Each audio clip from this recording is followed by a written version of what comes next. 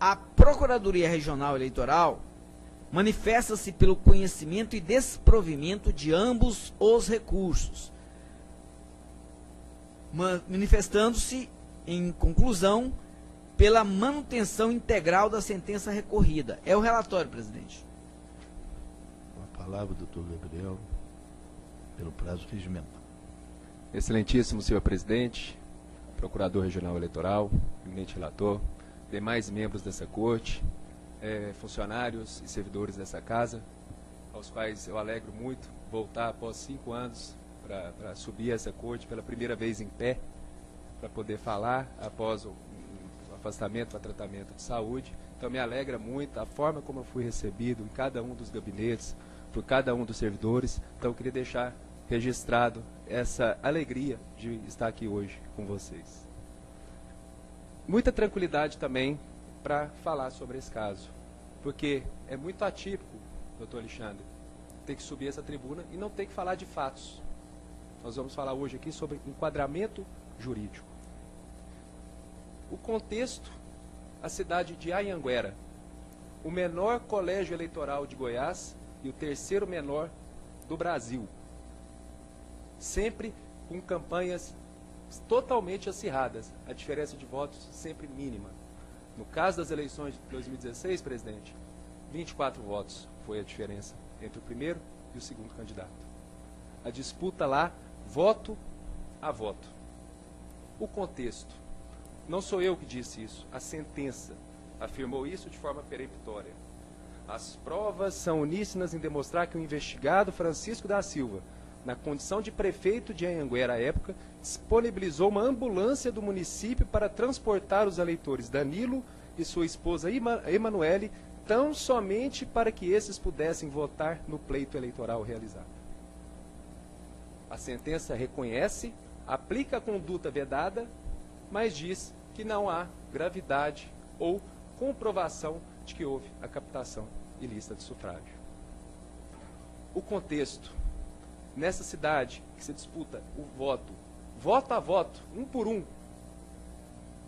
o prefeito, no dia da eleição, disponibiliza a única ambulância que o município possui para buscar, em Catalão, um eleitor que está acamado, que está prestes a fazer a cirurgia marcada para aquele dia, junto com a sua esposa, candidata a vereadora. A ambulância sai, busca, depois devolve. Poucas vezes, doutor Marcelo, a gente vê casos tão dramáticos. Dramáticos, quando eu digo, é porque aqui não parou na consumação, na preparação, não. Como no caso que acabou de ser julgado aqui nessa corte, que é um empate a ser decidido. Aqui foi executado. Tirou a ambulância do âmbito do município para transportar eleitor no dia da eleição.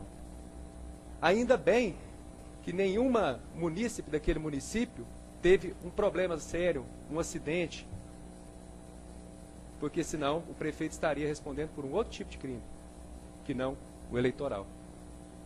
O doutor Fabiano falou muito aqui hoje sobre estamos realmente diante de novos tempos e precisamos ter novas balizas para julgar esses corruptores das eleições. A sentença assentou, mas foi só um voto. Não há potencialidade lesiva.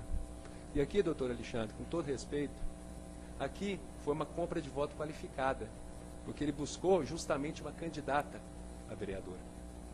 Essa candidata, doutor Alexandre, eu tive essa percepção de verificar, ela teve 13 votos, foi mal votada, não se elegeu, teve 13 votos. Esses 13 votos, se computados para o segundo colocado, que eram 2 dos candidatos, tornariam diferente a contabilização das eleições. Ficaria o segundo colocado com 508 votos e o atual prefeito com 506. Então, falar, como foi dito na sentença, que isso não interferiu no resultado das eleições é um pouco demais. Ao mesmo tempo, reconhecer a conduta vedada e afastar a captação ilícita, e afastar o dano, e afastar o dolo, e afastar o abuso de poder, nos parece um pouco demais. E quando a gente fala, presidente, sobre gravidade, já tem 3 eleições que a gente já superou isso, que não é necessária a comprovação de que a conduta interferiu no resultado das eleições. A gente está aqui para falar de gravidade. Vamos analisar a gravidade numa situação em que foi utilizado um bem público, mas não é qualquer bem público, é a única ambulância do município. Utilizou um servidor público para fazer esse transporte. Aqui não era dinheiro do empresário lá não, do laticínio. Aqui era o dinheiro público. Ou esse carro foi e voltou 2 vezes voando, ou ele teve que ser abastecido para ir e voltar para transportar o eleitor. Então aqui nós estamos falando de consumação. E em qual momento isso foi feito? No dia das eleições, na data do pleito, onde 24 foi a diferença entre o primeiro e o segundo colocado. Essa candidata teve 13, porque foi buscada. Os 13 eleitores, muito gratos pela conduta do prefeito de trazer de Catalão esses eleitores para votar. Agora, poucas vezes a gente vê prova documental disso. É o que se chama de prova impossível, que basta a demonstração da ponta do iceberg, que ela seria suficiente para atestar uma condenação. Ou até mesmo o que foi dito aqui por 3 dos 6 que já se manifestaram, que bastam indícios. Aqui não.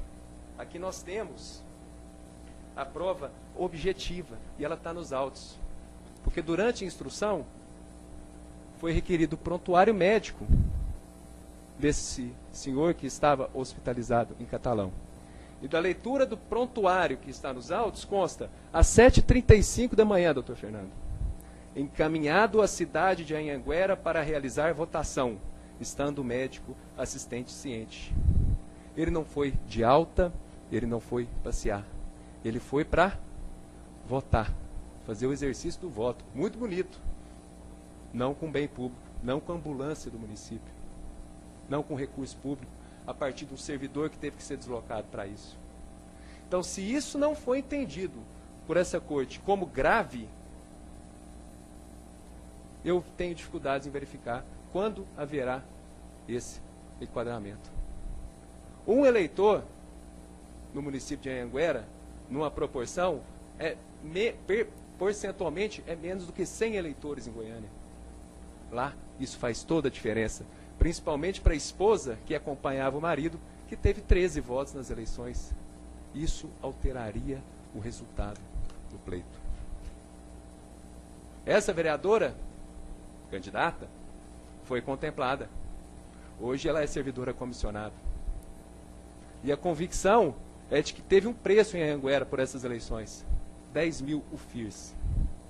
Porque é a primeira vez na história que uma sentença que condena alguém por uma conduta vedada é comemorada com foguetório, com churrasco e com bebida, como aconteceu em Anhanguera.